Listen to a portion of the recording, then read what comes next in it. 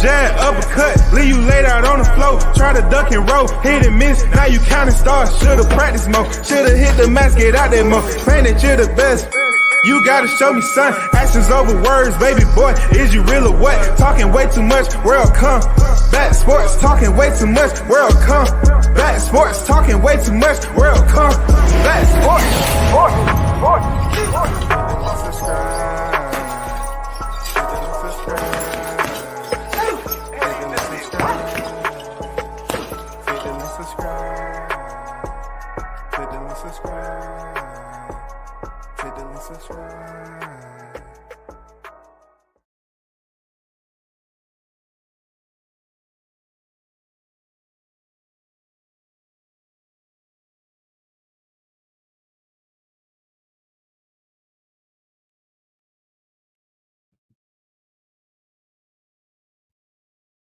A big shout out to the hottest chat in the MF and game, A-Side official.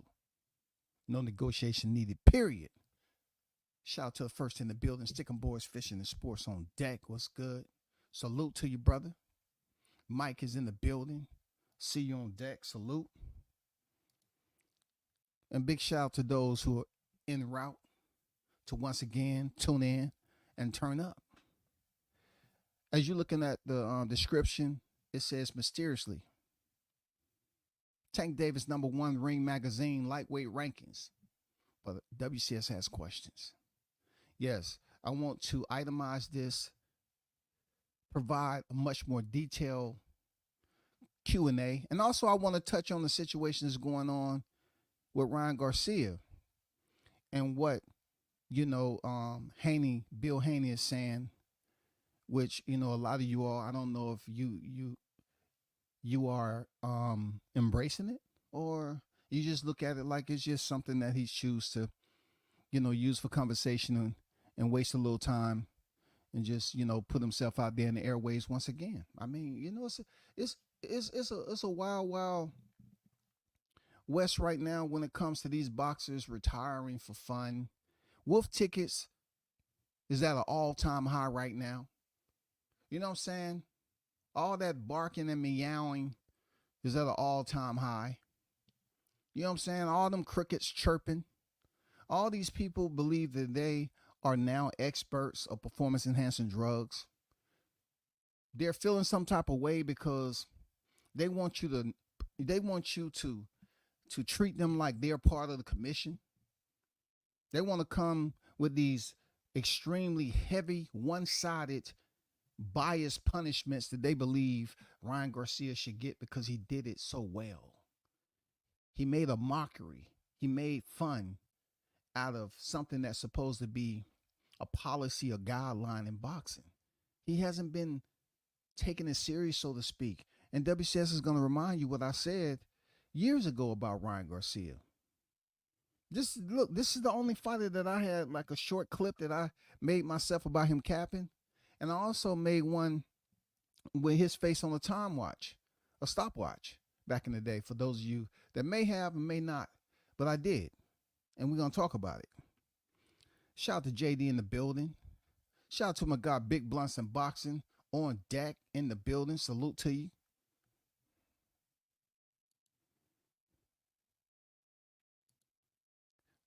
So as you already know, let's take a little walk. All right. And let's drop this thumbnail so you can see where I'm at. Boxing News 24 put out there that Gervonta Tank Davis takes top spot in Ring Magazine lightweight rankings. Okay, let me read that again for you. Gervonta Davis takes top spot in Ring Magazine lightweight rankings. They say Gervonta Davis is now #1 in Ring Magazine lightweight rankings, following his 8th round knockout victory over Frank Martin last Saturday night. Vasily Lomachenko, comes in at a close second, ranking with a knockout win. Vasily Lomachenko is rated #2 following his knockout victory over George Kambosos Jr. last May in a masterclass. Masterclass, y'all. Understand the words. Masterclass performance.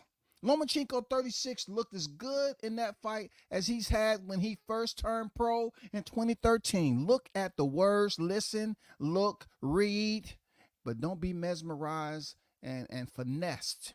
Let's go back up to the tank now. Gervonta Davis is now number one in the Ring Magazine ranking following his 8th round knockout victory over Frank Martin last Saturday night. I don't hear those opening words that just grab hold of people's attention when they mention Tank. Masterclass. You don't hear it, people. And then they go on and say Lomachenko has lost nothing from his game, making a monkey out of the former unified lightweight champion Kambosos while stopping him in the 11th.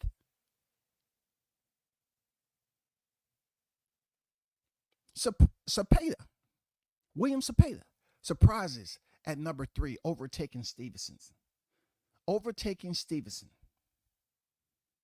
The new Ring Magazine have a surprise with highly rated contender William Cepeda. 30-0, 26 KOs, placed ahead of WBC lightweight champion Shakur Stevenson. Cepeda looked invincible right now. He's the ultimate pressure fighter with power in both hands and is excellent in cutting off the ring. Once again, look how they dressed this up, y'all. Look how they put them flowers on there, bro.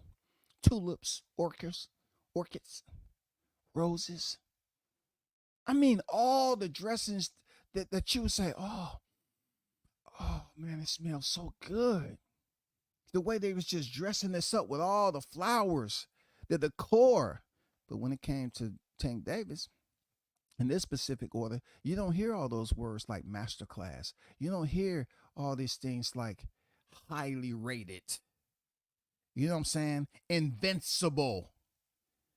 He's the ultimate pressure. If William Cepeda is the ultimate pressure fighter, Tank is a murderer. Seriously. If they're gonna sit up here and use all these damn eye-catching, you know what I'm saying, words to basically grab hold of the audience or the reader's attention, Tank must be a murderer then. Or he must be somewhat of a honorary doctor when it comes to this ring. You know what I'm saying? You may have to call him Dr. Davis. Because what he's been doing in his last 4 fights I talked about, and we're gonna go over again. But let me keep it going now. Cepeda looked invincible right now. He's the ultimate pressure fighter with power in both hands. Now, they didn't say Tank had power in both hands. It just know every time that Tank throws a shot while he's in a boxing match, it's oohs and ahs. But he doesn't have power, nor does he grab hold of the onlooker's attention with full anxiety when it comes to him and his potential to knock you out. But William Cepeda looks invincible right now. It says power in both hands and is excellent at cutting off the ring against runners. It gives you a whole list of fighters, right, who are ranked in the lightweight division, y'all. Let me just go through this right quick. Gervonta Davis sits at number 1. He just became number 1 to surpass that of Vasily Lomachenko, who sits at number 2. William Cepeda sits at 3. Shakur Stevenson 4. Denise Baranchik 5. Raymond Muratalla 6. Frank Martin 7. Keyshawn Davis 8. Mark Chamberlain 9. And Zaur Abdullayev number 10. Oh, Abdullayev, if he pops out to you just like a splinter in your finger, yes, that was one of Devin Haney's old opponents on here. You know what I'm saying? Just so I throw that out there. But he's top 10. He's top 10 in the lightweight. You know what I'm saying? In the lightweight, pound for pound list. Okay? So let's go through this and try to figure out how Tank Davis wasn't number 1 in the lightweight division, period. I'm just curious as to why it was even considered to be in question. Let's put up Vasily Lomachenko's record right now. He's 18 victories, opposite 3 defeats, and 12 knockouts, y'all. Let's go down to his last 4 fights. Lomachenko fought a Richard Comey who already had 3 losses and 30 wins. All right, that was Richard Comey. Look, check this out. Richard Comey was a common opponent of Teofimo Lopez, who also was a previous opponent of this same guy who I pulled up his box rec, Vasily Lomachenko. He beat Richard Comey to insert himself into the position to fight for undisputed. He went up there and fought the unified champion and Vasily Lomachenko and beat him.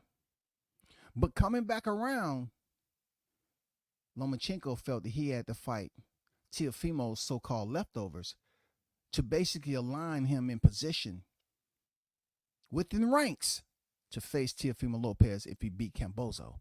But that didn't happen. Moving on, he fought Jermaine Ortiz. He won a unanimous decision. Okay. Jermaine Ortiz was 16-0. Cool. Then he goes to Devin Haney, 29-0. He loses a unanimous decision. At the time, Devin Haney was the undisputed lightweight world champion. This way it gets a little bit interesting, because in order for you to make this adjustment on the lightweight rankings, there had to be something as far as the scoring system of those who was sitting internal to that office, how many names, whoever they were, and they had to have a vote. And this where it gets a little bit, foggy for me, because somehow Vasily Lomachenko is one of the only fighters to be on the top pound for pound list with no titles. Even when Teofimo Lopez beat him, they kept him on the pound for pound list. Real talk. This is real. Okay. So coming full circle, Tank Davis is still undefeated and still knocking dudes out, excluding Isaac Cruz of recent. All right. Only 2. You know what I'm saying? Mraz and freaking Cruz. But let's talk about this Devin Haney situation. Devin Haney, the former lightweight undisputed champion, beat George Kambosos in Australia, the first fight, the first outing, and this is deemed the Aussie double by WCS. And then he came back for an immediate rematch, and he defeated Cambozo again. Okay? This is Devin Haney. Defeated George Kambosos twice. This is the Kambosos who beat Teofimo Lopez, who beat Vasily Lomachenko. Okay? So George Kambosos had his moment with Teofimo Lopez. It don't matter about the health or whatever. We're just going off straight statistics. So therefore, Teofimo Lopez started this whole thing. George Kambosos gained the titles from Teo. And then Teo lost the titles to Devin. And Devin would go on to defend those titles in a rematch, then go and defend that title again with Vasily Lomachenko. Vasily Lomachenko lost. He lost unanimous decision. Okay, we're not talking about semantics and what I felt and all this. We're just going off the registered info. So Vasily Lomachenko lost that bout with Devin Haney.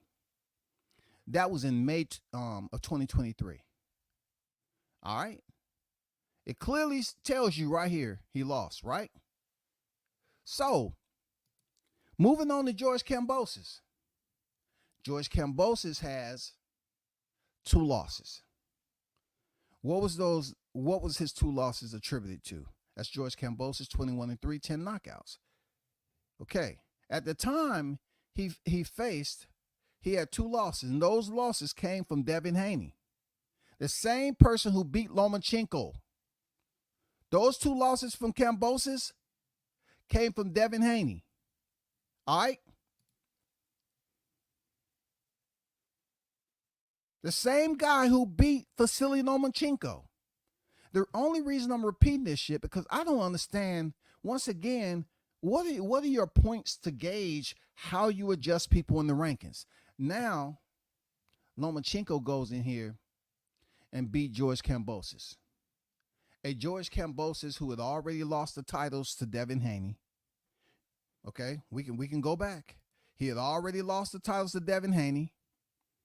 He has this fight with Maxie Hughes that nobody was watching, 26-5-2 at the time.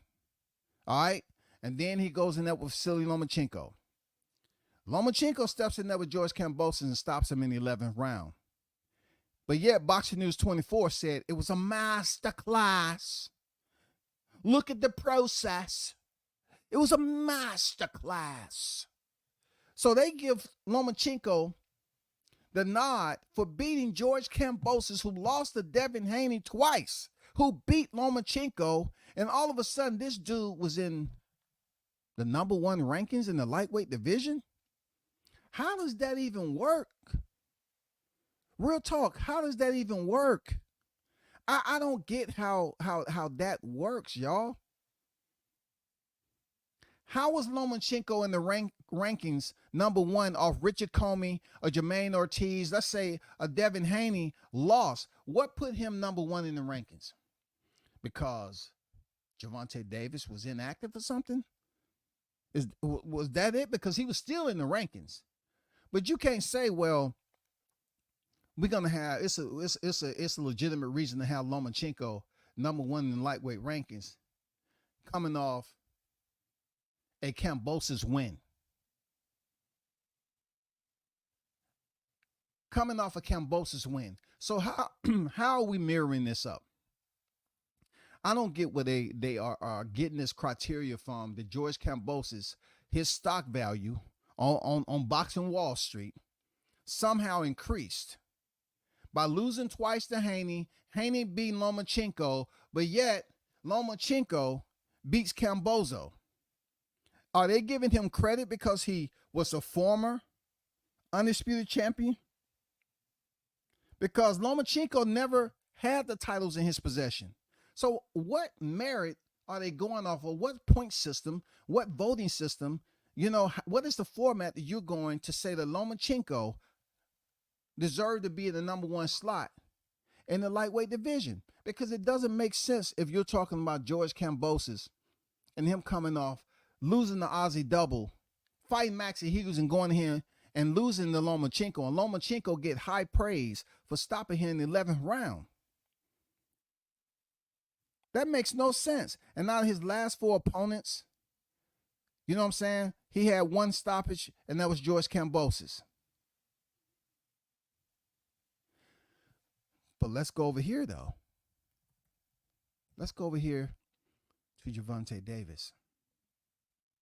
30 victories, opposite 0 defeats, and 28 knockouts. Gervonta Davis' last 4 fights, like I told you all, has all been stoppages. He fought Rolando Romero, Hector Luis Garcia, who's a champion at 130 previously, okay? Ryan Garcia, Frank Martin.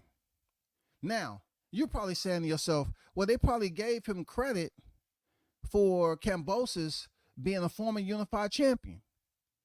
And I say, what does that have to do with anything? Why would he get credit for titles that he didn't successfully defend once?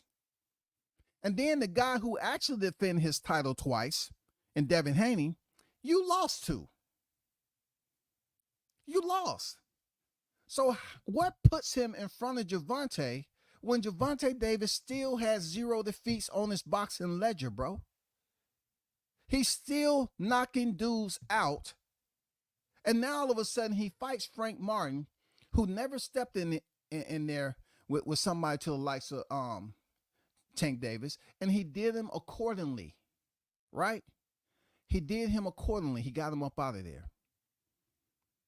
Frank Martin was in the rankings, just like George Kambosos was at one time when he was able to become the mandatory for Teofimo Lopez. Yes, he did him accordingly.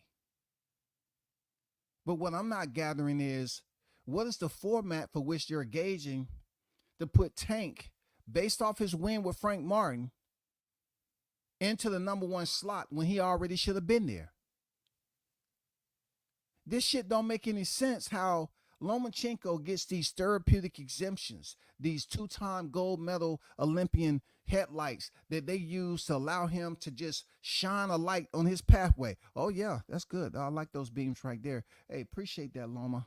We're gonna make sure that we continue to put, on the scenic route, when people drive this route, we're gonna put up all these freaking landmarks.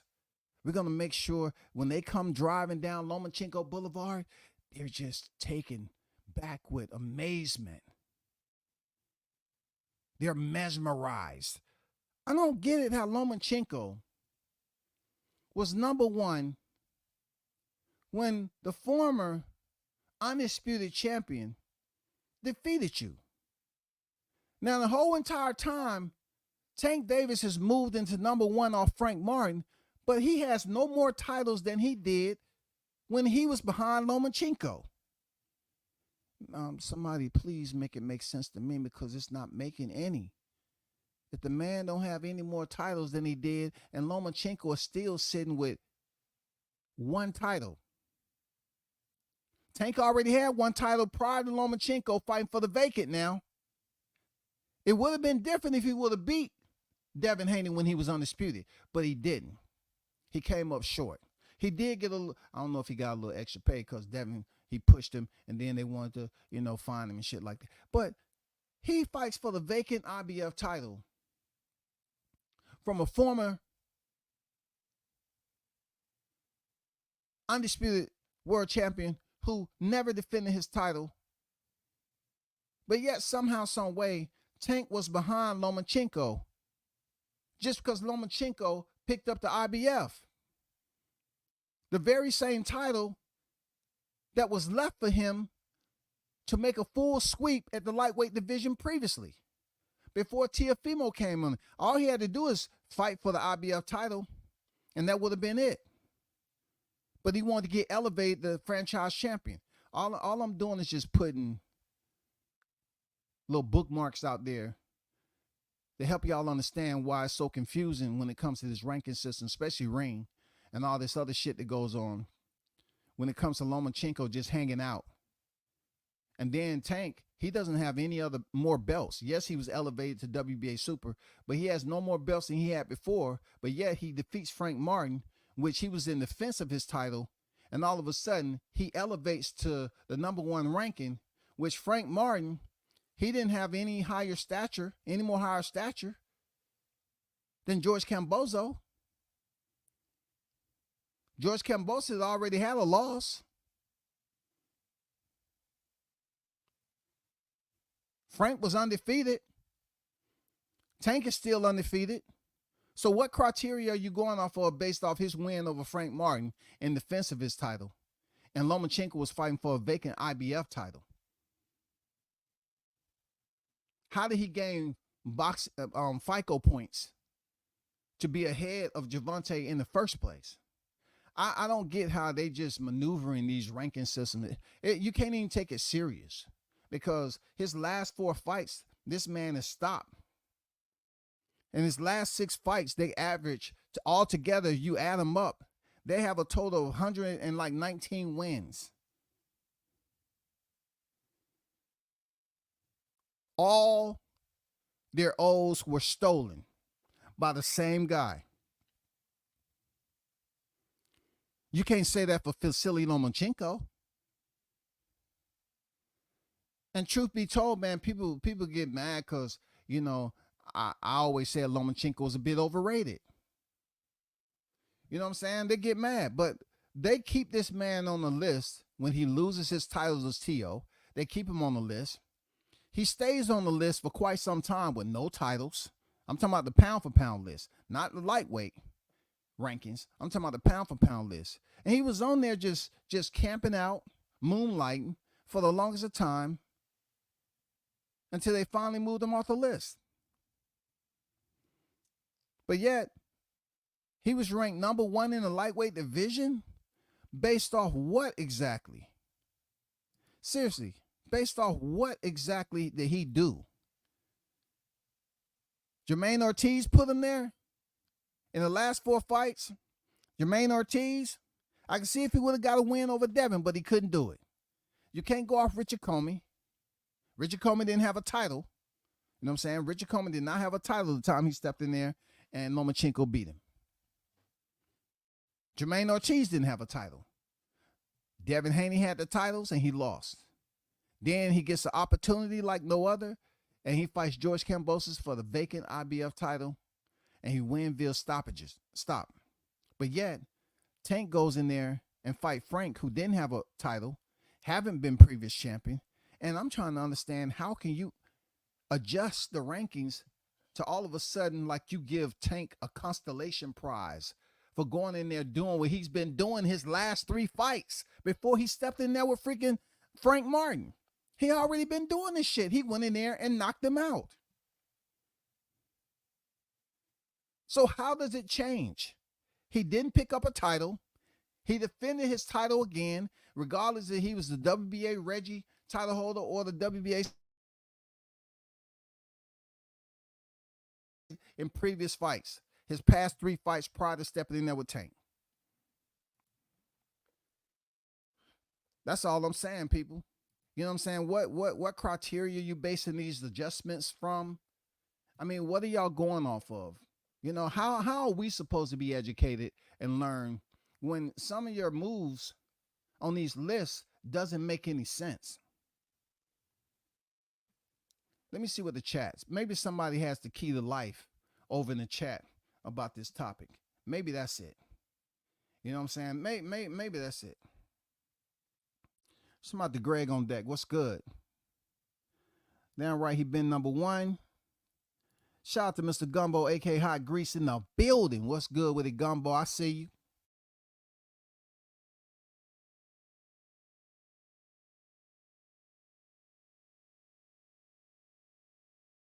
A-Side official, no negotiation needed, period. You already know that, Arnold. Appreciate you, man. Salute.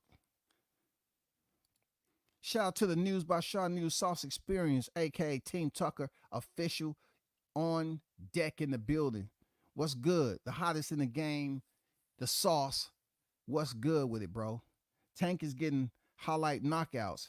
He got the motion. Speaking of the motion, though, I agree with what you're saying when Tank has the motion. But how did Loma have the motion? How did Loma have the motion, though? How did Loma have the motion coming off a Devin Haney loss and then fighting for the vacant IBF title? How did he have the motion when Tank was already champion prior to Vasily Lomachenko fighting George Kambosos? Vasily Lomachenko had 0 titles prior to stepping in there to face George Kambosos, the former unified lightweight champion. Just because he got a win over Maxie Hughes? Nobody wasn't looking for no effing Maxie Hughes, bro. But what is the points? You know what I'm saying? What is bringing this? Like, what is the grading criteria? That's what I want to know. Those of you at Ring Magazine, what is the grading criteria to make these adjustments? Because for Tank to all of a sudden become number 1 off Frank Martin, who was scheduled to fight Shakur Stevenson, potentially, he changed it because he wanted to hit the ceiling. He goes up here and fight Gervonta Davis with no titles. He's just in the rankings. That's his only saving grace. He goes in there and gets stopped just like the other 3 opponents. So what is that telling me?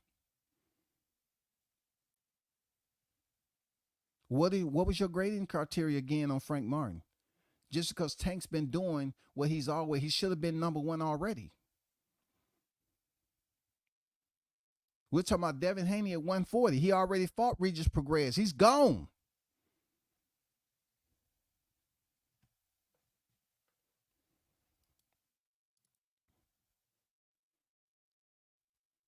Somebody may have the key. Let me go through these dang comments. Somebody might have the key. They might have the answer key, y'all. You know, those of you that was in school and you know, you had your partner outside distracting the teacher so you can find the answer key to those tests that was coming up. I know. Y'all put that motion in play.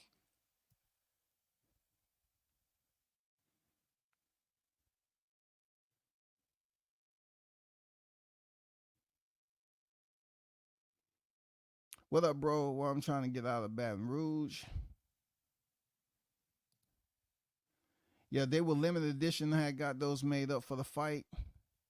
They were special requests for one of Jahad Tucker's supporters for sure. Y'all make sure y'all go over there and support Jahad Tucker and get with y'all news on that. Definitely support the man doing the damn thing. Tell the truth. What's good? Salute.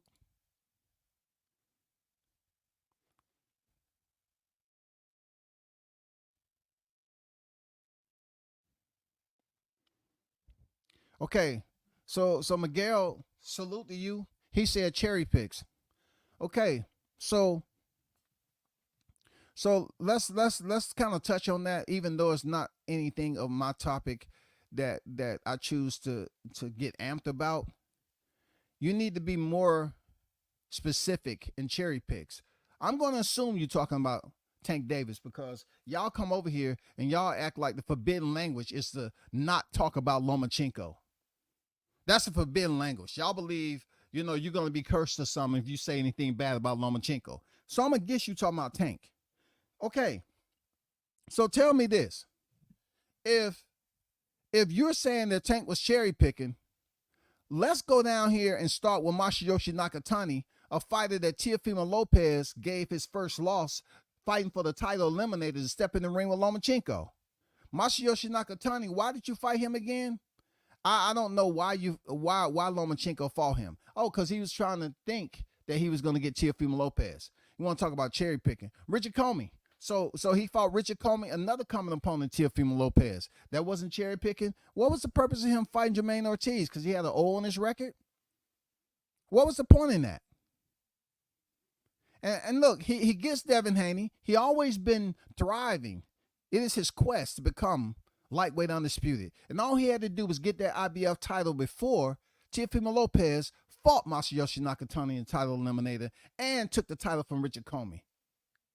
He could have did this to Richard Comey when Comey was IBF champion, but he didn't do it. So when you talk about cherry pick, Lomachenko's supposed to be the guy. He's supposed to be the man, right? Lomachenko's supposed to be the man because prior to Masayoshi Nakatani, he fought Teofimo Lopez. He fought Teofimo Lopez, man. Real talk. That was another time for Lomachenko to align himself for greatness and become the lightweight undisputed. He didn't do it. But then when when Teofimo Lopez beat him, this was in October 2020.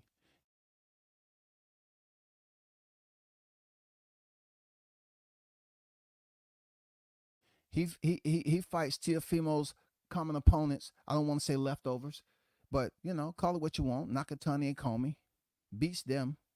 You know what I'm saying? Beats them. And Jermaine Ortiz, and he gets his shot. He gets his shot, y'all. Drum roll, trumpets, goddamn, bring out the cymbals, the tambourines, and the harmonicas, goddamn. And Lomachenko is getting another shot of the title. Couldn't become undisputed. He let his son down again. What criteria are they basing Lomachenko? Two-time Olympian?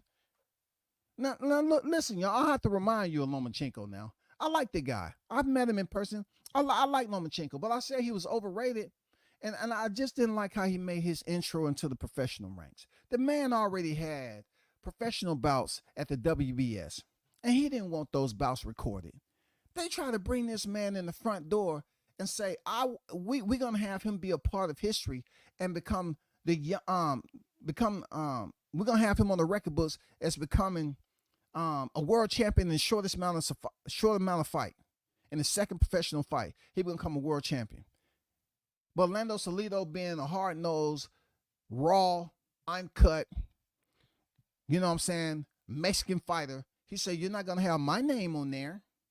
No way. Bobby, I don't know what they told you. You're not going to do that. I come from the gutter. I come from the mud, the dirt, everything. You're not going to use my name and say you beat Orlando Salido and became the youngest, world champion ever.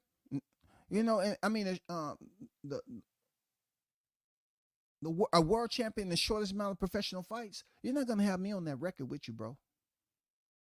Orlando Salido just went in there and roughed him up, and he didn't get the job done. He took an L in his first professional fight, recorded, when he already had like what 7 or 8 professional fights prior to that. I just never liked that because your whole professional career, you should have had those fights recorded. Seriously. You should have had those fights. You should have like 20 professional fights right now. But they wasn't sure that Lomachenko was going to be able to freaking win. They didn't want him coming in here with losses already. You know what I'm saying? When they start recording, they try to come in here and lay out the fucking red carpet, man. Full of cherry juice. Full of cherry juice.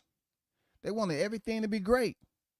And every single time when he had shit right there, dressed up real nice, special. I'm talking about special VIP services. It didn't work out for Loma. How many times you got to do? Yeah, he beat Gary Russell. Yes, he's a 3-weight world champion. But every time when it was the time for you to go and say, supposedly you want to be undisputed, it was right there for you. You didn't reach out and seize the moment, bro. All you had to do is get the IBF. You didn't do it. All you had to do is beat Devin Haney. You didn't do it. Now you're the IBF champion. They trying to line you up for a casket call. Now they want you to go in here at 36 years of age and fight Tank Davis. And there's people out here believing that, yeah, he has a chance, man. Give it a chance, dude. Relax. He has an opportunity, man. He's tough. Ukrainian fighter, dude. Been in combat and back. What about you, WCS? You ain't never served. Lomachenko's been to combat. That's why he had a break in his goddamn career, bro. Respect him. They're going to put him as a sacrificial lamb against Gervonta at 36 years old, and they actually believe that Lomachenko is going to go in there and get the victory. Man, he's going to get destroyed. But I believe that's what Miguel is talking about, with the cherry picks. You know what I'm saying? Bud KO more people than the cherry pick champ.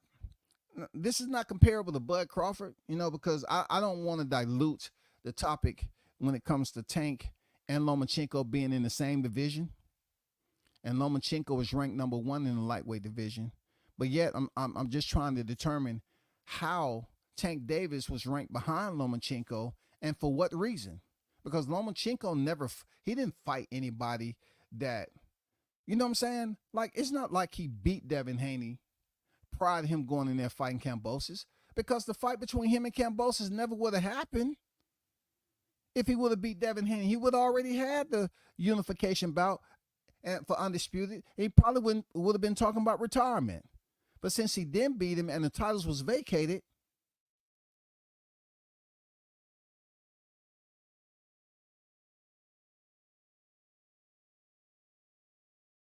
America. Yeah. I mean, he has the opportunity to fight Kambosos again for the vacant title. He wins against a guy who had the opportunity, didn't seize the moment. I don't know how this ranking system works over there, bro. It's quite confusing. Shout out to Jones in the building. WCS salute, man. What's good with you? No doubt, man. It's all good, man. You know how it is. We at Thursday right now, man. We closer. I always have to say is, when my people get close to the weekend, they start scheming about, what illness they're going to come up with so they can take off Friday. You know what I'm saying? Hey, no point intended. I'm not going to accuse you of something I didn't do. Shout out to Picasso. He said the complexion for the protection. He had to have some type of protection because Tank beats Frank Martin, which nobody really said, okay, well, let's compare who's Frank been in there with. Well, we can't look at it like his 2 biggest fight, Jackson Mariñez and freaking Michel Rivera. Michel Rivera was in the same situation, climbing the ladder, building up his boxing FICO. And Frank Martin had a great night. He did what he's supposed to do because Frank Martin and Michelle Rivera was somewhat in the same boat. The same rhythm and motion. That water, the same ripples and everything. They was headed up, downstream, and they was trying to get the big fight too. I thought George lost to Maxie, but he got the decision. And see, that's what I'm talking about. That's the same thing. People say, well, I thought Lomachenko beat Devin. You know what I'm saying? But he got the win. Some people might think that Kambosos lost to Maxie, but he got the win. Now, per the ranking system adjustments, they say, hey, we're going to have these two fight for the IBF. But why was Tank behind Lomachenko anyway? And he was a champion. Lomachenko didn't have no freaking belt. So I'm trying to say, who gave him those booster points? Who gave Lomachenko the booster points to be ahead of Tank anyway? And Tank has been the champion, still KOing niggas. Who gave him the booster points? Where does Lomachenko gets all these points that nobody else has in their portfolio? Stand on the pound for pound list, no belts. Ranked number 1 in the lightweight division, no belts. Win against Kambosos, and all of a sudden, he's praised for putting on a master class. I don't get this at all, bro. I don't get this at all. That makes no sense. Hit the ceiling, more like look up at the ceiling. Yeah, he was looking up at the ceiling, wasn't he? You know what I'm saying? He was looking up at the ceiling. And what I say, Shot News, what I say, he said he gonna take it to the ceiling. I say, damn, the only motion you get from hitting the ceiling is boom, hitting the ground again, goddamn looking up at that bitch, man. You either on your face or on your back. And Frank chose to be on his back. What a view. No, I didn't say you liked him.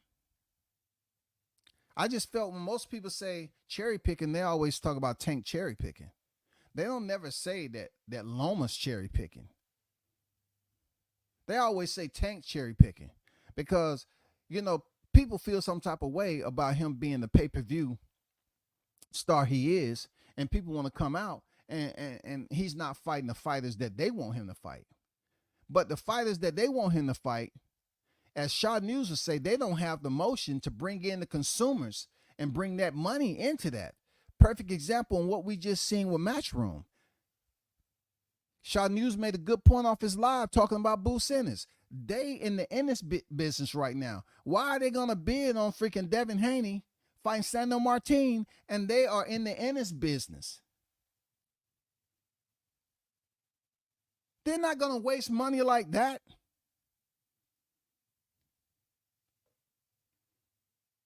If Tank Davis is fighting fighters and he has been known to bring the as the Brits say, the bums to the seat, or what have you, bring them to the seat, to bring the consumers inside the building, and all he needs is a dance partner to dress it up.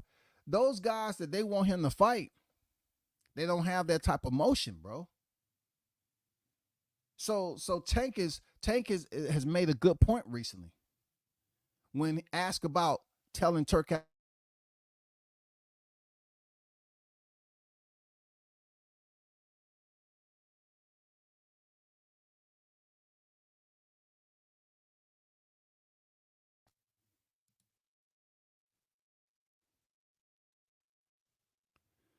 Blitz on deck, salute.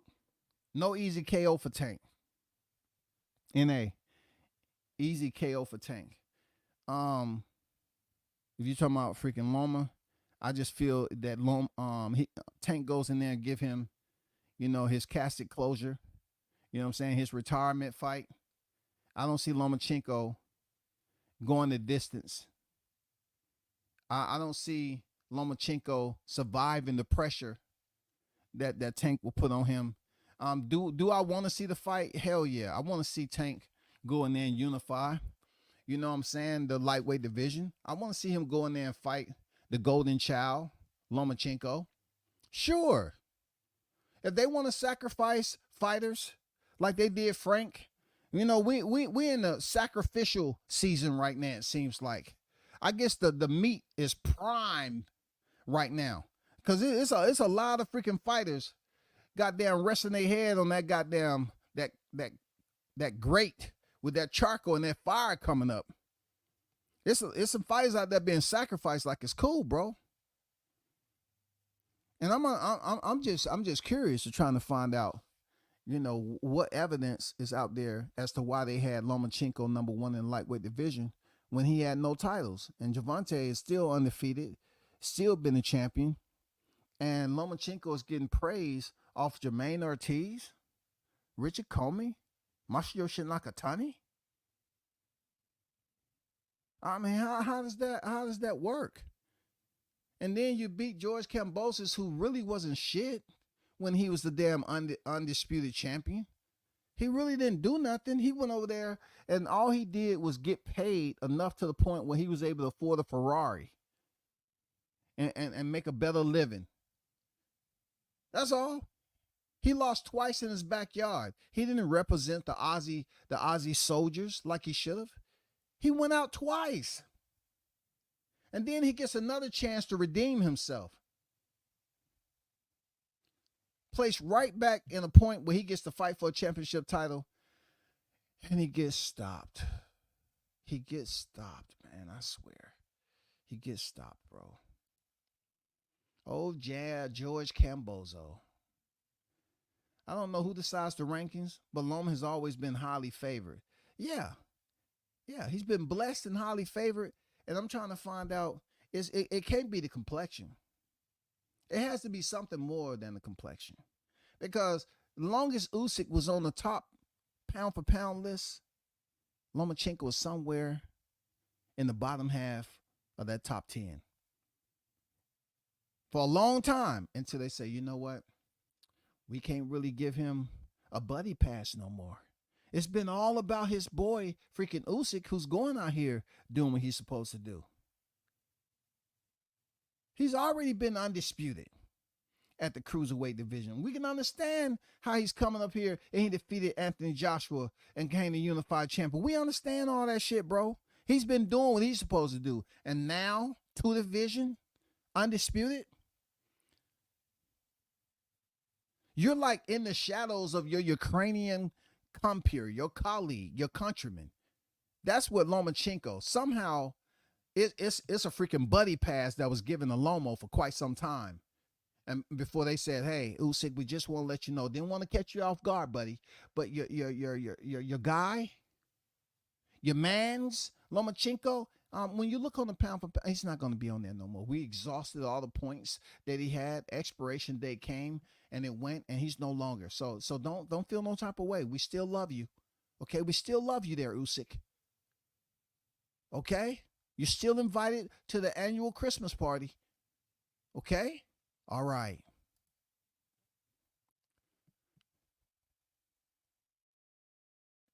Yeah, Loma don't have the power to keep Tank off of him. Well, hey, when it comes down to the titles, you look at who brings in the value. Is it going to be Shakur Stevenson or is it going to be Lomachenko? Obviously, Lomachenko and Shakur Stevenson has the same amount of divisions to their boxing register, their portfolio. Both have 3 divisions, right? But when it comes to notoriety and popularity, Lomachenko still, the scales outbalance when it comes to who has the more favoritism, who has the more notoriety. It's Lomachenko. He's still a bigger name than Shakur Stevenson, period. Even though Shakur Stevenson is still hosting the O on his record, Lomachenko is still a bigger name. So if you're talking about the direction for which Tank is going to go, yeah, he's going to go in the direction to fight freaking Lomachenko. Now,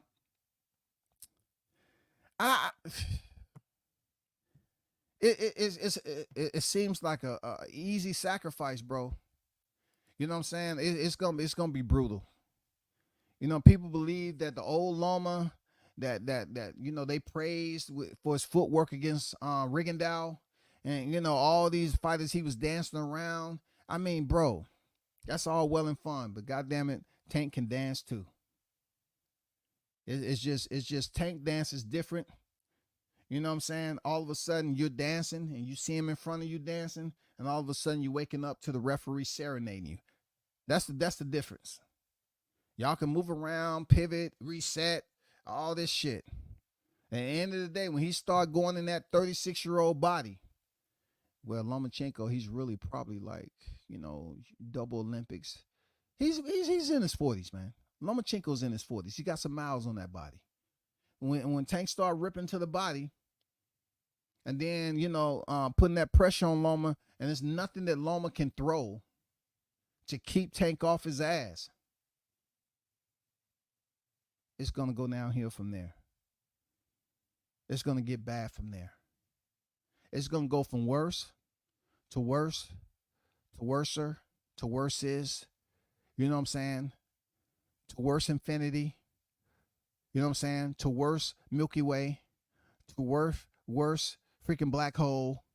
It's gonna go into space worse. But yeah, that's what they want for freaking Lomachenko. They want him to get another big fight. They want the bet nod somehow, some way. They say, hey man, Loma can do it. The casinos will want to get money and say, hey, it may be an upset.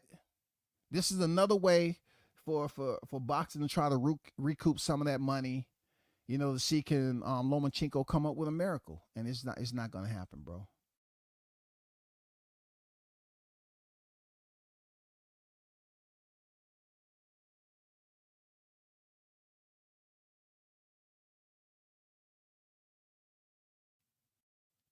They're gonna try to go in there and stop him. They ain't gonna try to damn set him down and he get back up and then carry on. No, no, no. They gonna try to go in there and stop him as always. So remember when I said it's a difference. You know what I'm saying? This is what Lomachenko is working off of to get high in the rankings and sit number one in lightweight rankings. A loss to Devin Haney and then go up there to the former unified champion. What sponsorship did he get? Why is Loma always able to be in these high positions, these chain of command? Who promotes him so easily? Because it's not adding up. That's all I'm saying. It's not adding up. Tank should have been number one, period. Especially after Devin lost. After Devin left. Real talk. That's all I'm saying. Real talk. That's exactly how it should have been. Oh boy.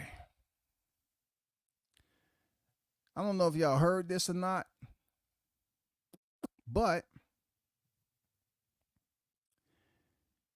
let me find my thumbnail that I want. Let me find my thumbnail, man.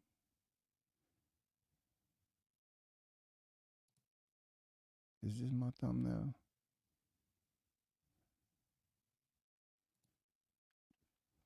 Let's talk about briefly Bill Haney. Let me read to you. Let's see. Where's Bill Haney at? Did I even? Let's see. Okay. Hold on for a second. I want to read you something that Bill Haney said recently. On the eve of supposed this Thursday of the New York State Athletic Commission returning a verdict on Ryan Garcia's punishment. And I wanna read to you what Bill Haney has put out there to the public. And I wanna see if you agree with what he said. Or do you even care? Okay. Ryan Garcia retires amid PD controversy. Bill Haney's bitter reaction. Okay. Let me share with you this. Let me take his picture down. I don't want to give him too much airplay. I don't want him clout chasing my channel. You know what I'm saying, Bill? I don't want you clout chasing my channel. So let's let's go right here to this Boxing News 24 and talk about this article just a little bit. They say superstar, y'all. They didn't even say that about Tank. Superstar. Let's first start off with that. Everybody got their sound systems. The mic check, mic check. Okay, they start off by saying superstar. Ryan Garcia is a superstar, y'all. Superstar Ryan Garcia officially retired from the sport a day before the New York State Athletic Commission, right, meets this Friday to decide his case for his positive PED test for ostarine. Now, I've been on record as saying a lot of you MFers don't know what ostarine is to this day. Y'all think it's something that you gargle with. You got that new ostarine, man, that flavor, man, it's different, dog. For real, it gives you like that burst, that I don't know how to put it. It can give you a minty burst type. Man, get out of here. A lot of you think it's freaking mouthwash.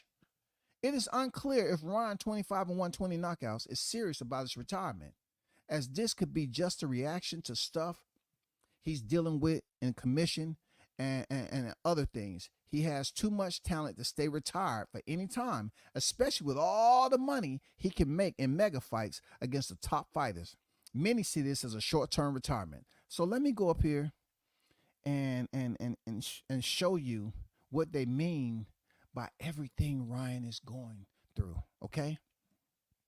All right. Ryan Garcia, they say, mom has cancer. I'm being sued. My supplements was tainted, going through a divorce. Devin asked for my victory to be taken away. I'm getting hit and everything, he said in one post. 3 more came in quick succession. Boxing would be all right without me, but sucks. I was fun in the game, and it was fun to punch people. I may retire. I'm done with this game. Forget I existed. I'm outie. Okay, but peep this out. It's gonna get better, and I'm gonna remind you of something I said a ways back. Devin Haney's dad, Bill Haney, came out of the woodwork to express his reaction to Ryan Garcia's retirement. Now, before I go any further, Devin Haney is pretty much put it out there that he also has the desire to step away from the sport. Now, all I can see is all these wolves on top of the hill, and they was all howling. And I say, yo, how much them tickets are? Are they like 20%? Can I get a military discount? And all they did was come out and say, okay, just let me know when y'all finish howling, can I get the ticket to the next fight? Okay. They go on to say, with Bill Haney, surprisingly, I'm right here, y'all. Surprisingly, instead of being happy about it, Bill seemed bitter, complaining about Ryan not wanting to stand up for his fate. All right? Bill wants Ryan to stand up for his fate, y'all.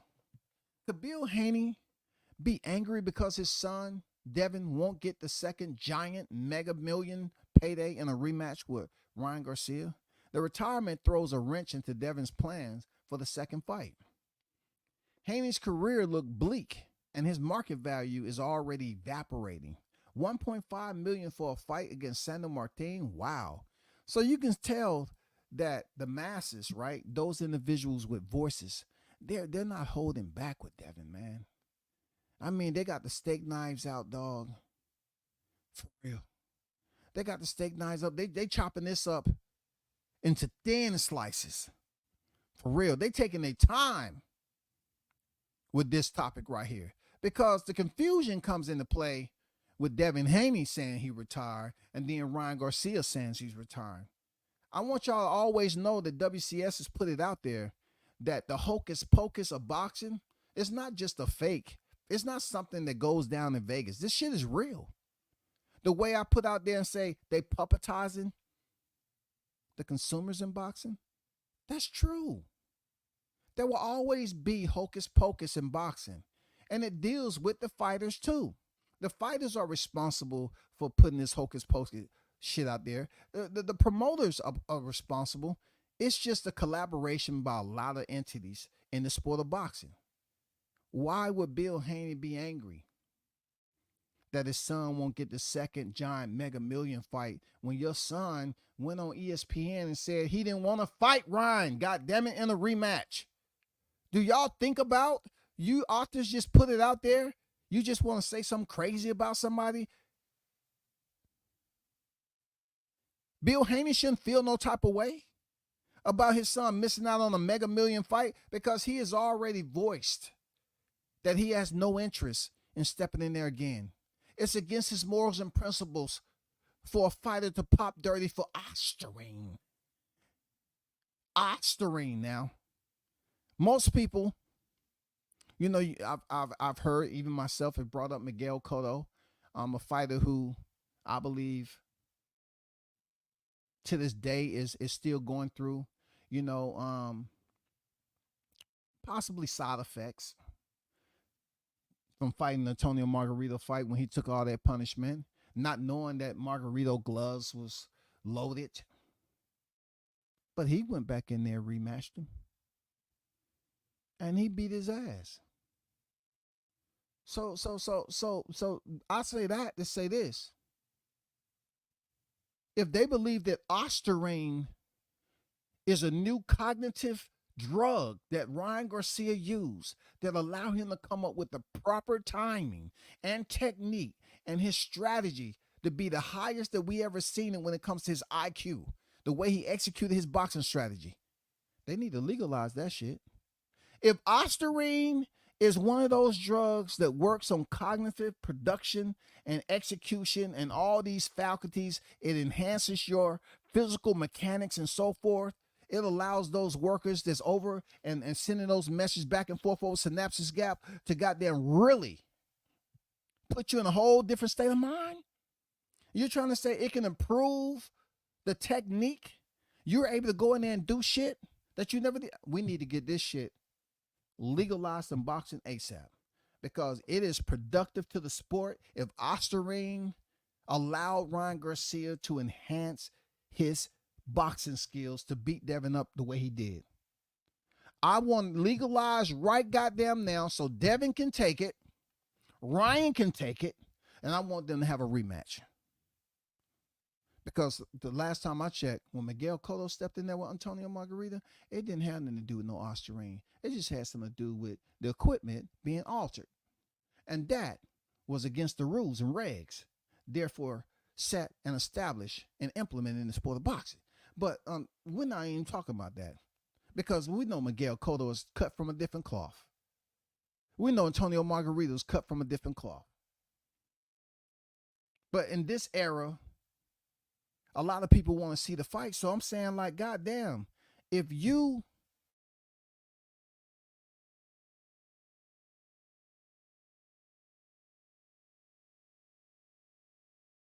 that want to get back that dog nations mentality, Devin, you'll go in there and fight Ryan, regardless of him popping positive. You know, people up here saying that, boxing should do this. They should have this drug test. It's not like boxing's never had drug tests, people.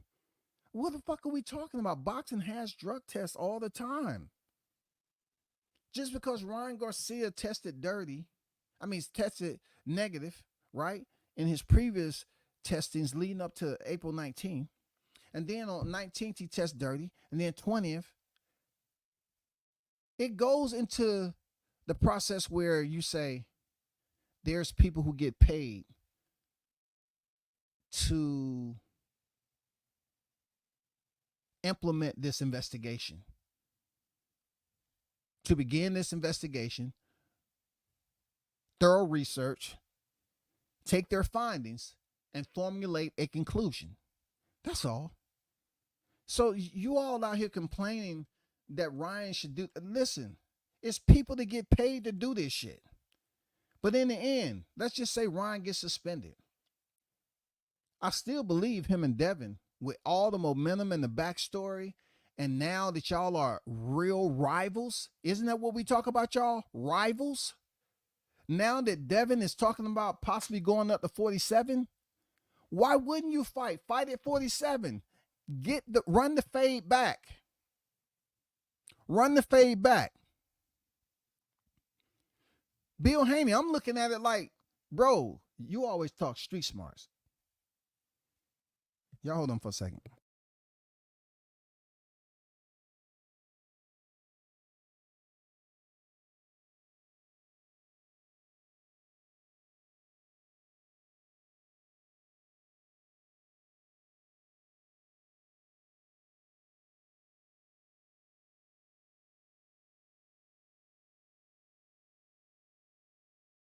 Bill Haney always talking about street smarts, and he's 50-0 in the streets.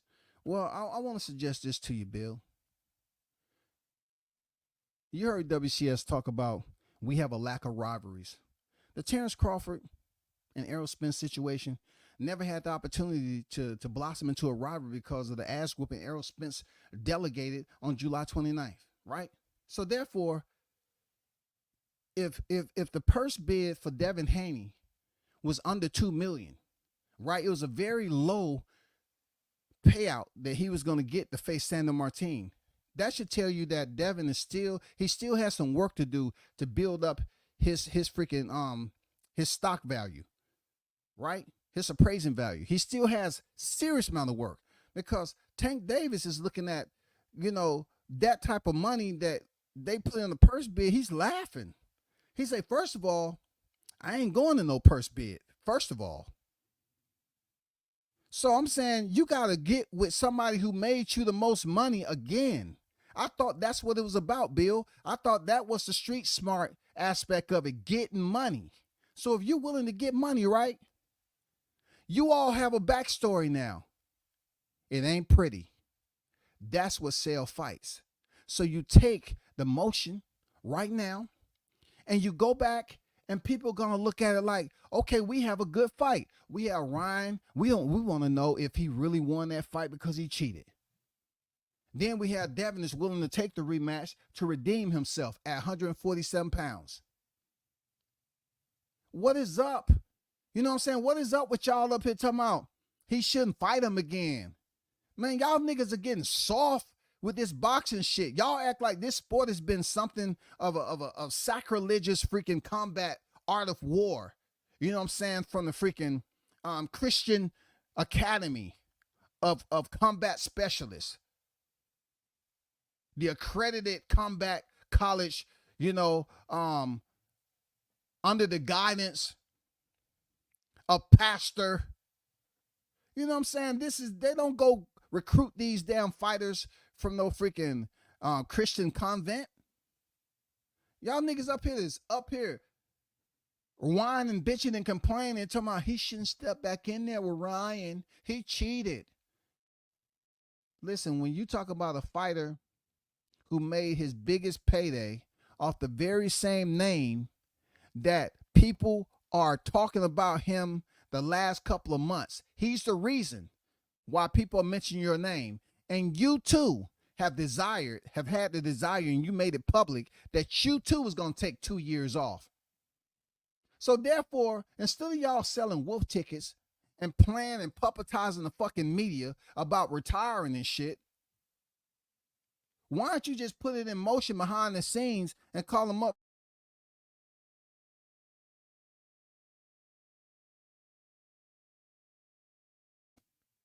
But see, he want to go to 147 and fight Mario Barrios. I don't blame Devin if he want to do that. But the bigger fight that he's going to make the most money with is Ryan Garcia, not Mario Barrios. So what do you want to do? You want to get paid, nigga? Or you want to goddamn continue to go around here and say your dad 50-0 in the streets? And tell anybody who will listen, he's a cheater. Ryan's a cheater. Ryan's a cheater. Man, they suspend Ryan, so what? He comes off suspension and he do like every other fighter fought. He fights off the suspension. But if you really want to develop a rivalry, if this turned into a no contest, then you should go back for the rematch, because in the people's mind, it's not going to be a no contest. All they can remember is how Ryan Garcia put them hands on you and punished you and did damage. That's all the people envision. That's what their memory, their recall, the way their catalog sits when your name comes up in the inquiry. Garcia Haney, That's what people remember. You getting off the canvas. So why not fight this man while you have that rivalry in boxing? You have not had one rivalry on your record. You are Ryan. What better time? Ryan's making that money. You made good amount of money fighting Ryan. Go back in there for a rematch and settle the freaking score. Now, if you don't do it, one person you can't blame will be me.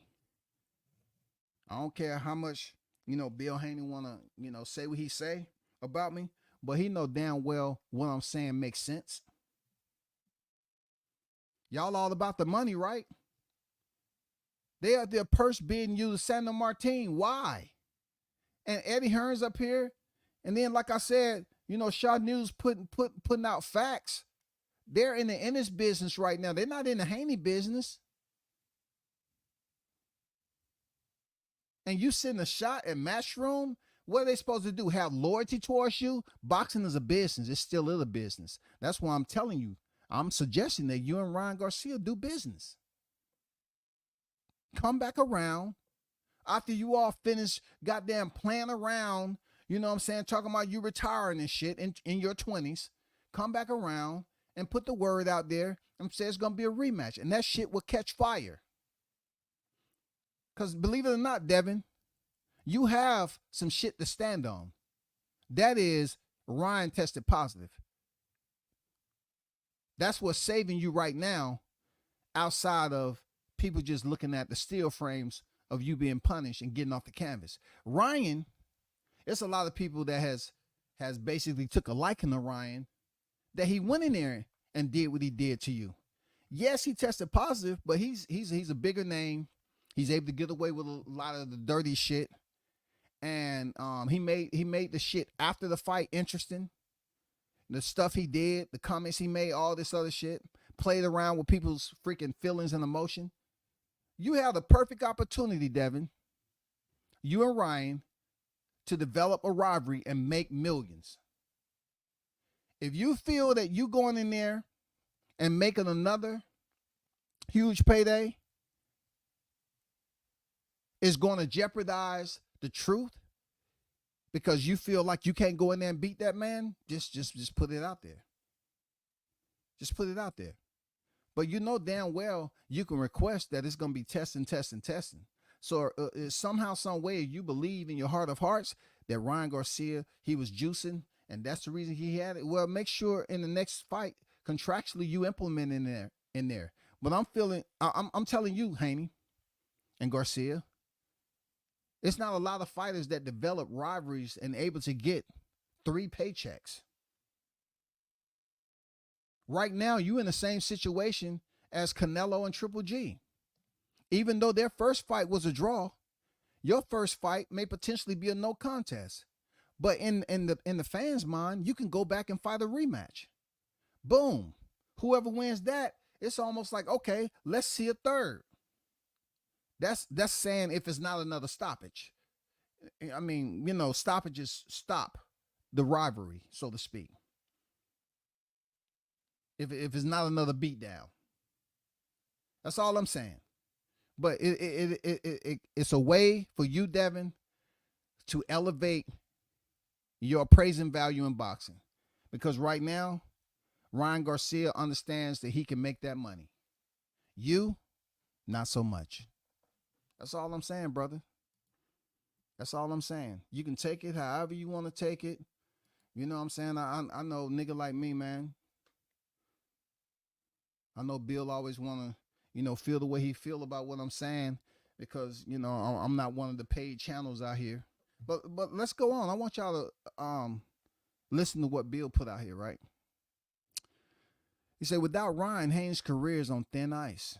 And it'll be over soon. See, it's a lot of shit I disagree with Boxing News, but that shit right there, this is very, very important for Devin Haney. To ride the Ryan Garcia's motion until he can't no more and make his goddamn bag. Because it's embarrassing to come off a loss with Ryan Garcia and also go on a purse bid where Matchroom doesn't even have interest. They're not even excited to tag along and try to scoop up this fight. Oh my God. It goes on to say Bill wants the loss removed from Devin's record by the commission.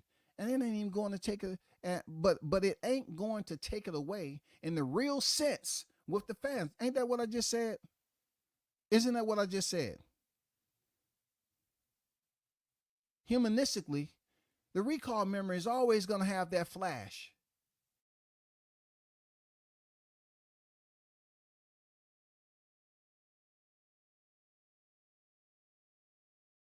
Flash, bro. Moreover, Haney would still be in just as bad shape when he get the fighter with power and skills. He can't avoid those types of fighters because those are the only ones he can make any money fighting. It said Bill Haney's unexpected resentment. Pay attention, y'all. Listen up. Ryan Garcia is talking about he retired and he's not going to stand up for his fate in 48 hours, said Bill Haney on social media. Everybody has been protecting him. Listen, this is what they say. You know, it seems like Bill is bitter. Everybody, Bill says everybody has been protecting him. We've seen him go to a couple of channels that support him. We see them celebrate a guy on drugs in the ring. But you're running out of time. In 48 hours, your boy Ryan Garcia will be suspended. You networks, promoters, and everybody that's been trying to protect him, you're going to go down with the ship, said a bitter sounding Bill. And then they show Ryan Garcia. He said, I'm officially retired. This is what I have to say, Bill. You have to keep that same energy you kept with Floyd. You have to keep the same energy that you've been addressing people and letting them know that you have that record and reputation in the streets. The way you sounding right now is almost like you being a boxing informant. It doesn't even make any sense that you're talking about Ryan Garcia going on channels that you don't have anything to do with. So what if Ryan Garcia is going on channels? So what is channels out there supporting him as a fighter? So what? He's not the first boxer ever to test dirty. He's not going to be the first boxer to return to the sport. But my suggestion to you is to understand, like I just mentioned, Bill, you either want to make money or you don't. You talking about who channel Ryan Garcia went on, it's not even important. It's the fact that finally Devin has a rival. A good friend of his has now become his rival. You have the rival that you need. Not only, Bill, do you have a rival, you have a rival in Ryan Garcia that's a moneymaker. You don't just have any rival. You know, these rivals that come about, they always have their unique way of blowing up into something, or blossoming into something, maturating into something, coming to fruition. Rivalries, you just can't sit up here and think it's administratively done. Rivalries had to come out of nowhere with unique circumstances. The dynamic is always different. But y'all have a blessing in disguise, Bill. When you look at Ryan Garcia being a moneymaker, and that's the highest paycheck, and coming from a team that thrives on talking about, you know, my son, he's this, he's worth this, he's worth this. Ryan Garcia he's absent of world championships, but yet he's more of a commodity in the sport of boxing than your son, Devin Haney. So therefore, the street smart aspect of me is advising you there, Bill, is to take full advantage and try to hustle the game. While your son is still in his 20s, hustle the game. When they come out of freaking these retirements and Ryan Garcia's suspension, y'all should be at the front of the line talking shit, say we want a rematch. Who else are you going to get this much traction with? Who else is out there you can develop a rivalry with? It's not going to be with Boots Ennis at welterweight. It's not going to be with Mario Barrios. I thought it was all about y'all making the millions. This is the smartest way for y'all to make the millions. If you go in there for a rematch, at least you know you're making somewhere close to what you made the first fight. Because people are gonna look at you, it's like, okay, I like what Devin's doing. I like he's coming back and has a change of heart. And then you're gonna start getting these fans to talking up there. Hey, I'm glad he came back because Ryan cheated. Bill Haney out here talking about how channels supporting him and everybody's not sitting up here praising Ryan Garcia for testing dirty. That's a lie. But what I can say, if you the finesse, the hustler that you are, if you undefeated in the streets, do what the streets would do. They'll think about the money. They'll definitely think about the money. And why would you even be concerned that Ryan Garcia is going to go in there on the juice? He'll be a fool to go in there for the juice a second time. And then also, you got to understand, if you set a weight limit, don't pay to be a part of the dance when it's a fat bitch that you was dancing with.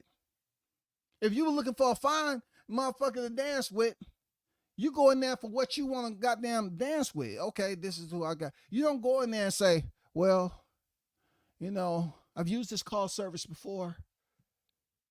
And then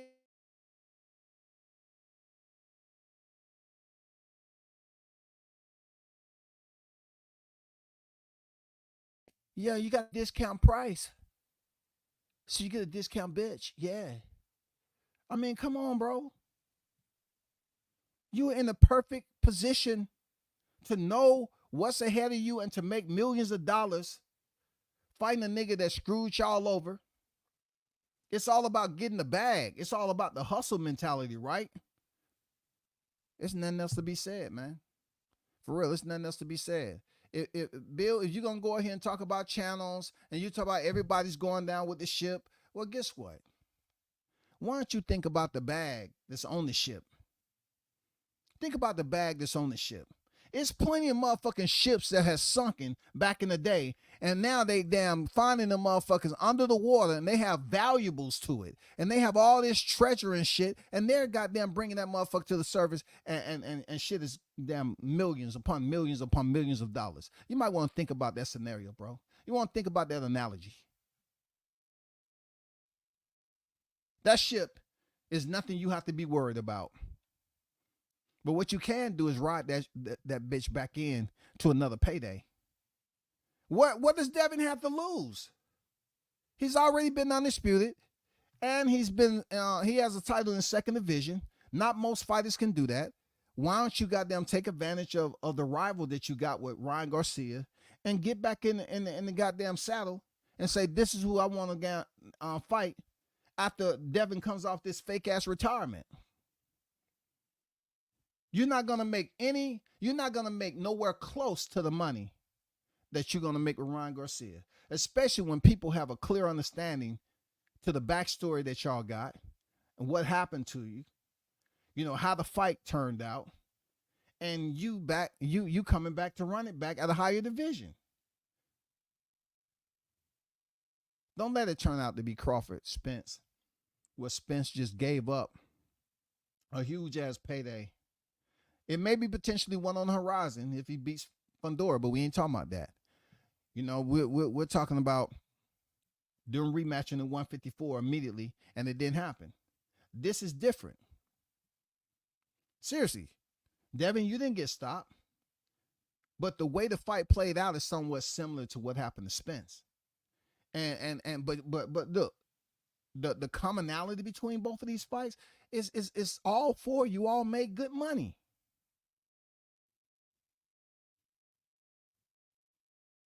So Devin, you understanding that your pay grade is not, the numbers ain't there. You don't have enough commas to basically go ahead and do it yourself. You're not a pay-per-view star. You need somebody right now to dance with. You need your pops to show that hustle mentality. You know what I'm saying? That hustle anthem, and come back and say, okay, we want a rematch. We're gonna run it back, and make sure you go in there and get that big paycheck. Who else is you gonna dance with? They're gonna get you the paycheck. There's nobody out there for you right now, bro. Nobody. It's nobody out there, bro.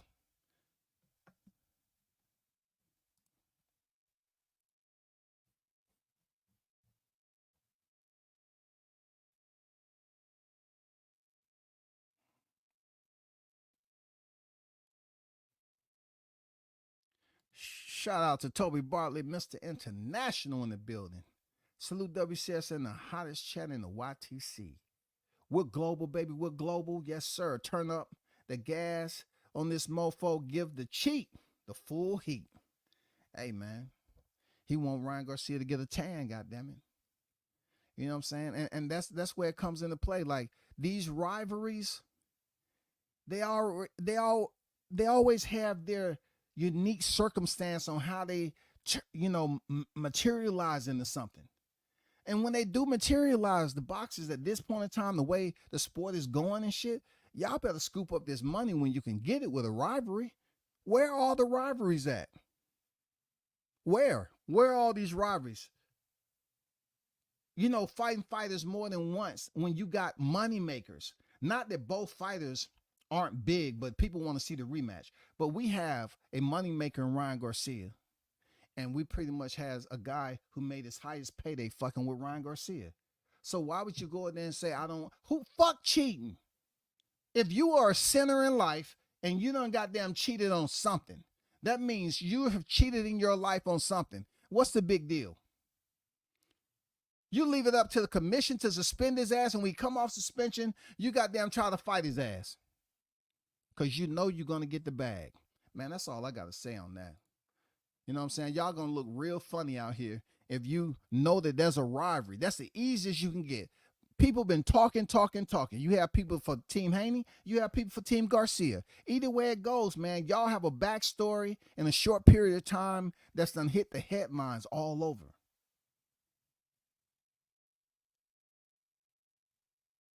All over.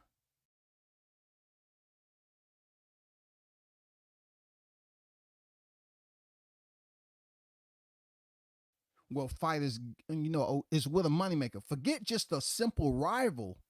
We're talking about an individual who can make you money.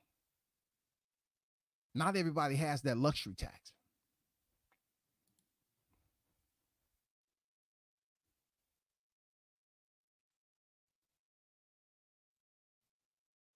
If Haney does not make the revenge, I will remove him from my list of elite boxers. Hey, you're probably not the only one who feel that way, but I hear what you're saying, and that's where I'm trying. That's what I'm definitely the message I'm trying to send the Team Haney, whether they want to hear me say it or not.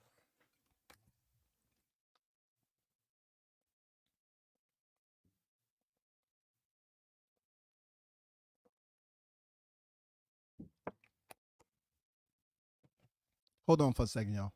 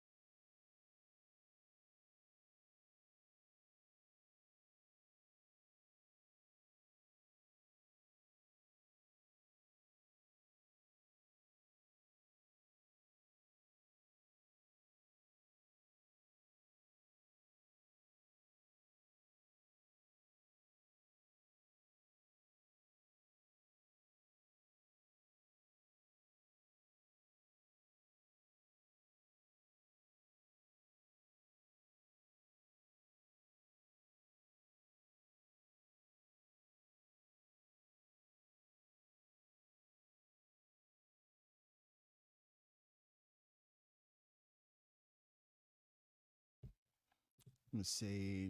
But I agree with that, Miguel. I agree with that.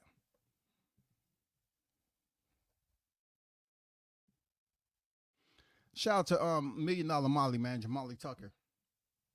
Shot News say he's out Saturday, Kansas, to pick up another national championship, man. 4-time in the game, 4-time and growing. You know what I'm saying? Already a 4-time national champion. Salute to him. Man, very, very talented. Future superstar of the sport. You know what I'm saying? Salute to Molly going out there, man, for another one. Real talk.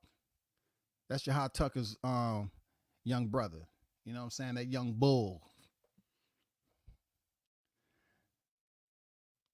Shout out to excuse me. Shout out to Latch Puma on deck, man. Salute to you. It was the zone didn't want the Haney versus Martin fight. Martin fight. So much Eddie. How can Eddie bid for a fight his network doesn't want? And a fighter who didn't want to sign with him, what would you do? Good point, man. Good point, man. Good point. Yes. If you didn't want to re-up, they already know how the system work. That's just like the situation what Shakur Stevenson is going through for his final fight, supposedly.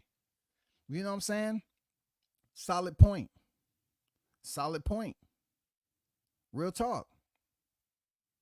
I mean, look, if you had buying power like that, if your stock is already up there, if your value is that of a Ryan Garcia, that of a Tank Davis, then they would definitely say, okay, let's bid on this fight because we can make some money. Boxing is a business, but people seem to think that it's only a time and a place where it's feasible, you know what I'm saying, for them to use boxing as a business. Any other time, they want to make it seem like it's entitlement. I'm entitled because I was signed with them previously. No, man, boxing is a business. And if you didn't want to re-up with these promotions, you know how they get. They feel some type of way, dog. But good point, bro. Good point. Good point. Good point, man. Shout out to my guy, Stand on Code, man. Dion Washington Tuscaloosa's on in the building. Fresh out of football practice, but I'm in here. Yeah, for sure, man. Salute to you, bro. You already know what it is, man. Good to see you in the building. Sir Foul Player Brooklyn in the building. Salute to you, bro. You know what I'm saying? Hey, that's all I'm trying to say. Like, show us that street hustler mentality and understand this is one of the easiest way you're going to get a millions. You're going to get a millions. You know what I'm saying? You're going to work with the commas. Who else? Look, who else are you going to get this? Who else on your, if you look through that lens, man, let's just say you have the binos, you have the telescope, you know what I'm saying? Whatever you want to use. Who do you see out there when you want to think about moving up? You want to accept the small, you know what I'm saying? You want to accept just the mediocre pay, just to say, okay, I want to go up here and get an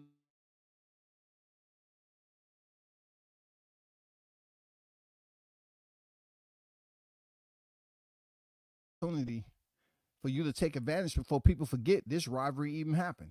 Ryan Garcia, they come back and they give him whatever they give him. It's still not going to satisfy any of y'all. 1 year, a year and a half, 2 years. That time is going to come and go. And this is where I'm going to remind you of what I said. Ryan Garcia put the information out there years ago that he don't plan on staying in the sport.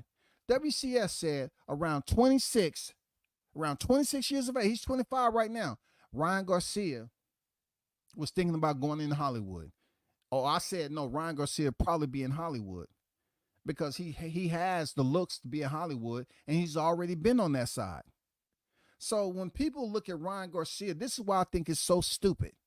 People look at Ryan Garcia, suspension of the sport, and place him in a position as if he's just going to be idle like a lot of other fighters. Devin doesn't have that outlet to Hollywood. But Ryan Garcia is saying he'll probably go acting or do something else. He ain't lying to you. Ryan can go do other things with modeling and get paid. He can go in there and do some acting. He can do a lot in 2 years.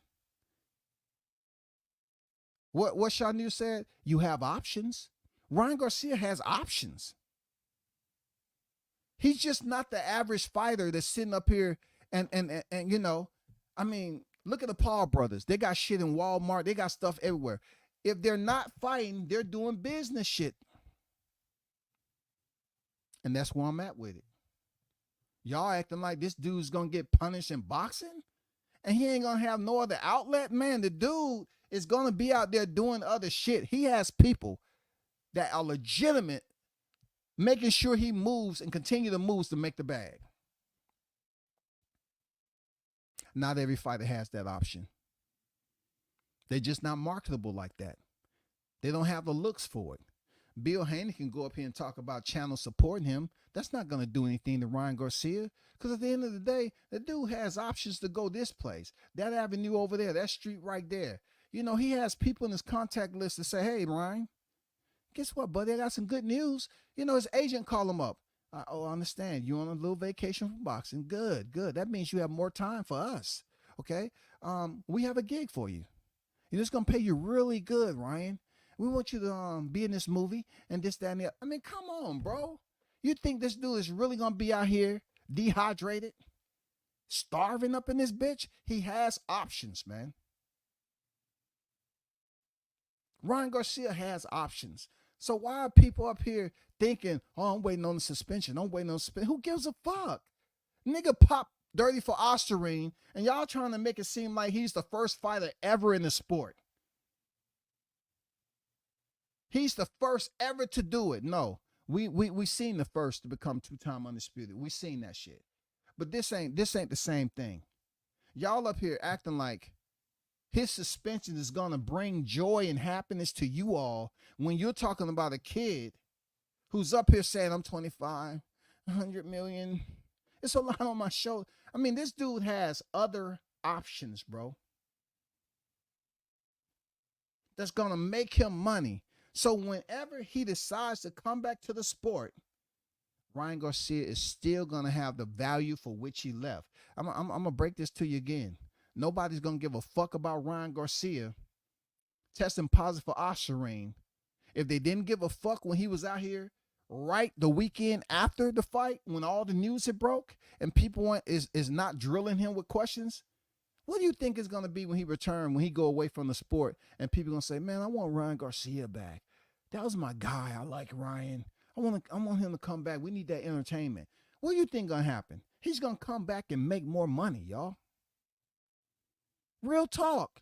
So for you niggas that's out there thinking this is going to be the end all be all for Ryan, he's done. You stupid. Don't nobody give a fuck about what channels he's going on. Don't nobody care about that shit. This is not no average run-of-the-mill nigga that don't have shit going for him except boxing. Nigga can't add 2 + 2. It's 6. He has options, bro. And those options make some money. He still have other avenues to bring in revenue.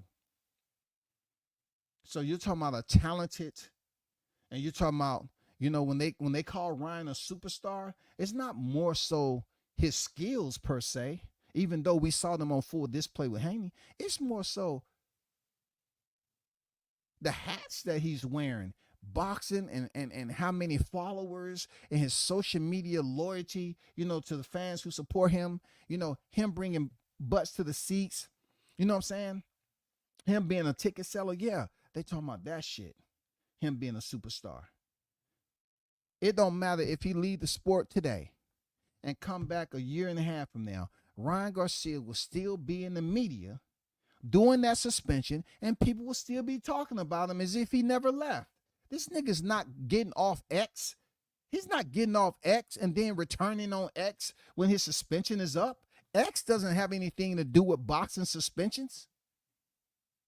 Why y'all sit up here jumping for joy like you're going to get some type of reprieve, like you niggas going to be super duper happy when the suspension come down tomorrow, if it comes down?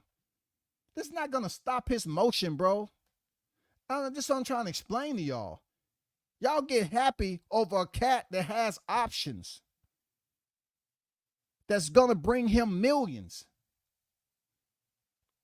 Hey, don't say I didn't tell you. Don't say I didn't tell you, bro. Shout out historian. Salute to you. I see you in the building. Jones said real shit, WCS. I'm just trying to heighten the awareness that some of these cats worrying and bills worrying about the wrong thing. You're talking about channels and people supporting him. They going down with the ship. Listen, whoever's supporting him, unless there's camera, unless there's video footage of them And it's a close-up too of somehow, some way providing him Ostarine. And the camera zooms in as to say Ostarine. And you see the whole ingredients on the bottle. And he takes it. And you can see the Ostarine going from his mouth all the way down his body. And you can see the whole process and how the supplement is broken down. And you see him start to turn green. His eyes is glowing. All this other shit that happens. I mean, if you don't have that type of video footage, man, what do you think? I mean, it ain't shit gonna happen, bro. They keep on, I mean, Bill talking about this shit, bro. Bill, come on, man. You know Ryan Garcia has more options to make him money outside the sport of boxing. So therefore, when he's out there on vacay, he's going to come back and he's going to look like he's been on vacay. You know, I had a lot of time to think. He's going to play the role. I think about, you know, what happened. And, you know, I still to this day, Ryan Garcia is going to maintain his innocence by saying my shit was contaminated. He's never going to admit. And the fact that he went in there and beat Devin, that is why the fans ain't turned on him. Now, if he would have went in there and lost, then the fans would have said, you know what, for one, Ryan is hype. He's a hype job. And he tested positive. He's a dirty. No, he went in there and beat a fighter who a lot of these fans wanted to see with that one on his record, see him take the punishment he did because of his pops. That's all. And you know, that happens sometimes. That's all. It's a dirty game out here. You know, Bill be out here talking this shit. He be out here in the YTC streets. A lot of cats want to see Devin's downfall, but to me, Devin's not one of those shit talkers. He don't have a personality like that. And I ain't knocking him for that, man. You know, I would never raise my kids to be a motherfucking shit talker and have a thuggish mentality just to get along in a sport or a business or whatever. Fuck all that. Now, if you're in social media and that's what you do and you're an influencer, okay, a lot of that shit is fake. They just do it for the cameras. But I'm saying, if it's making you money, okay, cool. Absent makes the hair grow fonder, and Ryan's absence makes his compact worth more dollars. Just saying. Yeah, I believe, you know, who Ryan Garcia is, he has this unique fan base. Yes, still in the younger generation. But, you know, Ryan gives off this aura where I try to explain to people, like, yes, Ryan has tried his best to be a bad boy now. But it's more so like he's being a rich bad boy. Like, Ryan is doing things that's not going to really get him serious jail time. Like, he beat up a sofa cushion. Real talk. He fucked up some sofa cushions. And if the felony for damage over there in California is $400, and that's gonna, I mean, Ryan Garcia has money for attorneys. How many security that Ryan have walking with him? Man, come on, bro. I mean, this dude, it's certain areas in his life he's not concerned about. That's why I'm telling you all. I hope you're not losing no sleep from Thursday to Friday waiting on this so you can come over here and do live streams and act like this is the most severe thing. WCS is telling you, this is not as severe to Ryan Garcia as you cats wanted to be with you. The way you feel. Y'all sitting up here talking about he should be banned. You sound stupid. Y'all sound ignorant. You sound like you haven't been a part of boxing except for a month ago. You're not understanding that you have zero influence on the punishment that's going to happen to this dude. And you're not looking at the overall picture on why this dude is not going to be worried about something that's not going to go. It's not going to stop him from making money. Like, did this stop him from getting paid? No. Did they keep his whole check? No. Does he have to pay a fine? We'll find out. We'll see what fine they have to pay. That's all I'm saying with this shit. Y'all acting like y'all about to start up a new evolution. Oh, Ryan, we marched. Y'all act like y'all about to have the million content creator march. We're gonna march over there and we're gonna protest this with Ryan. It can't happen again, man. Get out of here. If you really want to show the people what this is all about, you are rematching. You have plenty of time to talk that shit and start up the beef and start up and bring the heat and talk about how you're going to beat his ass on the return and all this. You have all that time to get this shit burning, to get that flame burning, because that's it. That's all you got, Devin. Ryan Garcia is the only one you can make that type of money with. And right now, you have the right energy behind you. You have the right engine. Everything. With all this done went on, and Devin, you have all the pluses on your side. You made weight. You still got your belt. You did what a champion was supposed to be. You just didn't come out on top when you fought. And then Ryan, he has all the negative, the minuses over here. He has everything, but it's working out for both because they remember the damage he inflicted on you, but also the way Ryan looks as far as violating the rules and the policies in boxing and testing dirty for Ostarine. So in reality, Devin Haney, your fan base may not be as large as Ryan Garcia, but there is some people up there that say, hey, Devin, you did everything you were supposed to do as a champion. You did it professionally, and then we commend you for that.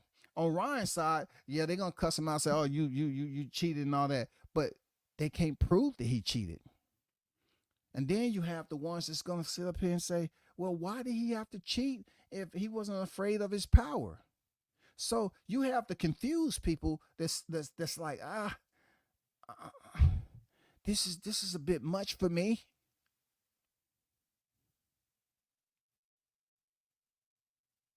I have a dilemma.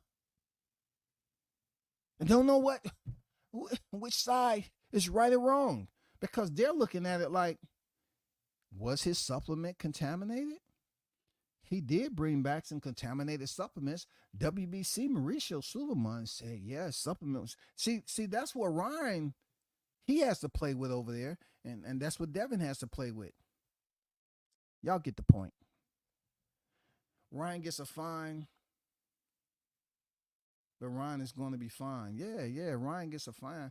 Come on, man. Hey, Toby, you know it's not going to be no $25 million fine. Come on, bro. Come on, man. They're not going to fine him like they did Devin for pushing Lomachenko, bro.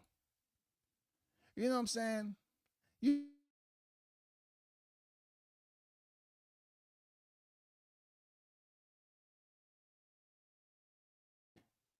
fine was like 400 some thousand. Nah, you're not going to get a fine like that. Ryan's not going to get that.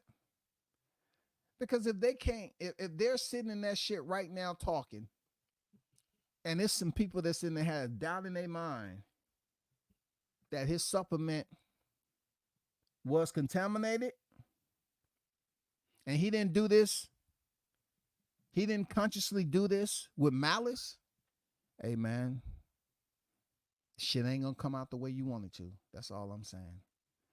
Remember, I told you. You know what I'm saying? Remember, I told you. But shout out to the hottest chat in the MF and game, man. Appreciate everyone for pulling up. Continue to support the channel. If you could do me a favor, right? Hit the like button on your way out. And if you choose to donate, I always put this at the end. So y'all can never say that I'm shoving it down your throats. I put the Cash App at the end if you choose to donate, okay? I don't push it. Oh, man. Yeah, probably the reason why I don't get super chats the way I should, because I'm always reading comments. That's all. That's the way I look at it. Because I see other people, they don't read comments, and people be putting super chats. Hey, me. But I don't even be pushing for super chats, because I guess I read comments. Maybe I have to fall back a little bit. I have to fall back. I have to not indulge in the chat as much. I think my chat would be like, man, that's fucked up, man. You was showing us love, man. Yeah, but also the work is the work, man. Don't be hesitant to support the channel, man. Y'all hold that shit down, man. I'm out. Peace.